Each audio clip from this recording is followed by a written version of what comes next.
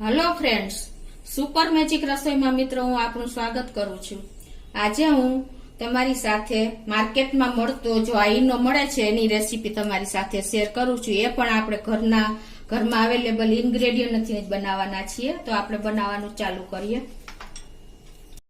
તો એમાં આપણે પહેલા 1 ટીસ્પૂન સેંધા નમક લેશું અને 3 ટેબલસ્પૂન આપણે સાઇટ્રિક એસિડ એટલે કે લીંબુના ફૂલ લેશું।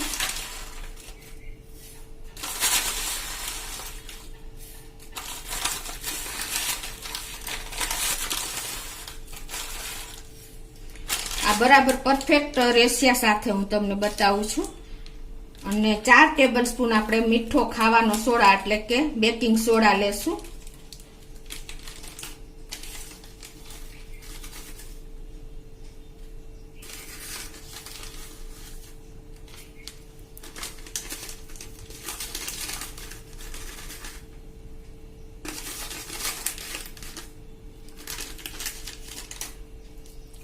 હવે આ 3 ઇન્ગ્રેડિયન્ટ આપણે ભેગા કર્યા, મેં પરફેક્ટ મેજરમેન્ટ સાથે તમને બતાવ્યા છે।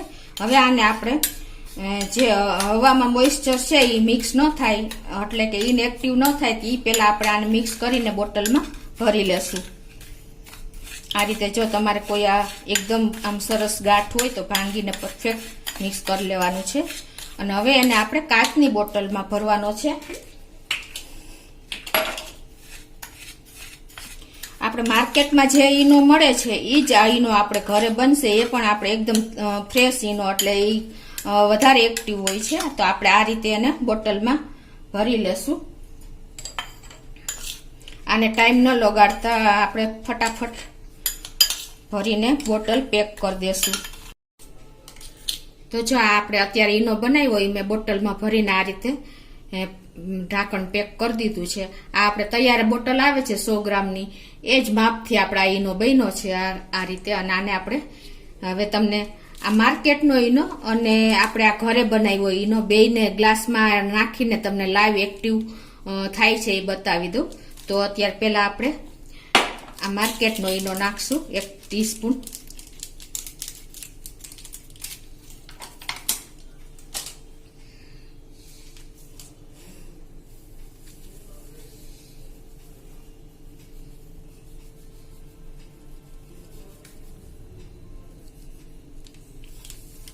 અને 1 ટીસ્પૂન આપણે જ્યાં બનાવ્યો એ ઈનો નાખશું। હવે આમાં બેમાં હું ઠંડુ પાણી અડધો ગ્લાસ નાખું છું।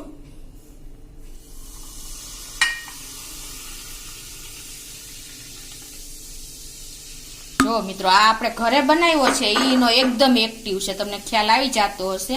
અને આ જો પેકેટ તોડીને પણ મેં નાખ્યું તો પણ એટલા બબલ્સ આવતા નથી, એટલે કે એટલો કાર્બન ડાયોક્સાઇડ એમાં બનતો નથી। અને આ જો હજી લાઈવ છે મિત્રો। તો આટલો આપણે એક ઘરે બનાવેલો તાજો ઈનો ફેર પડે છે અને આ ઇનએક્ટિવ થઈ ગયો છે, એટલે કે આ એટલું આપણને રિઝલ્ટ આપતો નથી। હજી આમાં જો તમને બબલ્સ આવે જ છે મિત્રો। એટલે તમે જો ઘરે આ રીતે ઈનો બનાવશો ને તો તમને બહુ એકદમ કામ કરશે, એટલે તમે આ પણ નોટ કરજો।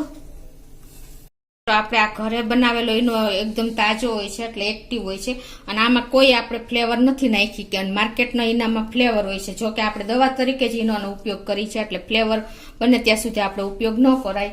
અને બીજું કે આમાં આપણે જે સિટ્રિક એસિડ વાપરીએ છીએ એનું મિશ્રણ એસિડ અને બેઝનું બનેલું હોય છે।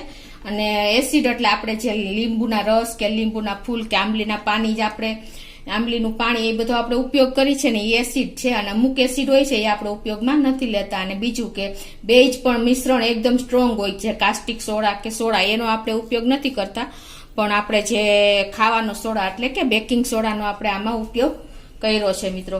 આ રીતે આપણને આ જે ખાવાનો સોડા છે ને એ સોડા સોડિયમ બાયકાર્બોનેટ થી બનેલો હોય છે, એટલે આપણે એને ખાવામાં ઉપયોગ કરીએ છીએ।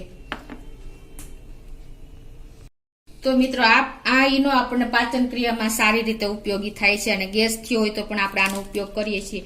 તો તમને ચોક્કસ અમારો ઈનાનો વિડીયો ઉપયોગી થશે। તમને ગમે તો લાઈક કરજો, શેર કરજો અને સબસ્ક્રાઇબ કરવાનું તો ભૂલતા જ નહીં।